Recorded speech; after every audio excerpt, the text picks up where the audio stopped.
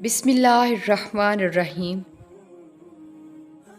جس کا ذکر سن کر پتھر بھی موم کی طرح پگھل جاتا ہے، وہ محبت میں تمہاری ایک پکار پر دوڑا چلا آتا ہے۔ کیوں وسوسے ستا رہے ہیں تمہیں؟ کیوں خود کو اتنی مشکل میں ڈال رکھا ہے، جب تمہارا رب تم سے کہہ رہا ہے کہ ڈرو نہیں اور نہ غم کرو، یقیناً ہم تمہیں بچانے آ رہے ہیں۔ تو پھر بے خوف ہو جاؤ۔ جب اللہ نے کہہ دیا کہ وہ تمہیں بچانے آ رہا ہے، تو کس میں اتنی جرأت کہ اس کے راستے میں کھڑا ہو سکے؟ اور جو انسان اپنی دعا پر یقین رکھتا ہے، اللہ تعالیٰ اس کی دعا ضرور قبول کرتا ہے۔ ہم انسان تو صرف مشورے دے سکتے ہیں، مگر مالک معجزات تو صرف پیارا اللہ ہے نا، جس کی قدرت اور رحمت سے کوئی شخص محروم نہیں ہے۔ ہمیں اپنی زندگی کے فیصلوں کو اللہ کے ہاتھوں میں چھوڑ دینا چاہیے اور ان کی رضا کے لیے صبر و استقامت سے عمل بھی کرنا چاہیے۔ اگر آپ کو یقین ہو کہ میری دعا قبول ہوگی، تو یقین رکھیے انشاءاللہ آپ کی دعا ضرور قبول ہوگی۔ تم ہمت نہ ہارو اور خود کو اکیلا نہ سمجھو، اللہ تمہارے ساتھ ہے۔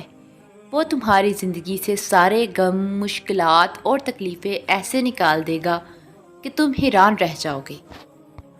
اور اللہ تعالیٰ تمام دعاؤں کو سنتا ہے، چاہے وہ زبان سے نہ کی جائیں، کیونکہ وہ دل کی خفیہ خواہشات بھی جانتا ہے جنہیں کوئی دوسرا نہیں جانتا۔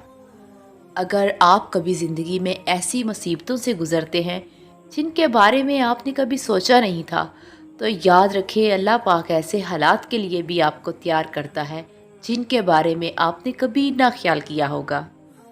اور جب کوئی ٹوٹ کر تڑپ کر اس سے مانگتا ہے نا، تو وہ اس کی ساری دعائیں قبول کر لیتا ہے۔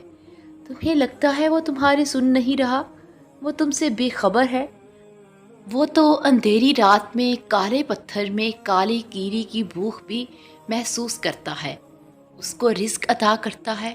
کیسے ممکن ہے کہ وہ تم سے 70 ماؤں سے بھی زیادہ پیار کرنے والا تمہاری دعاؤں پر قبولیت کی مہر نہ لگائے؟ اور جب تم توکل کرتے ہو تو یہ سمجھو کہ جو مانگا ہے وہ ضرور ملے گا، لیکن کیسے ملے گا یہ سمجھنے کی کوشش نہ کرو، بلکہ صبر کرو کہ جو مانگا ہے وہ ہر صورت میں ملے گا۔ اس کے بارے میں فیصلہ کرنے والا خدا ہے، تو اس پر بھروسہ کرو۔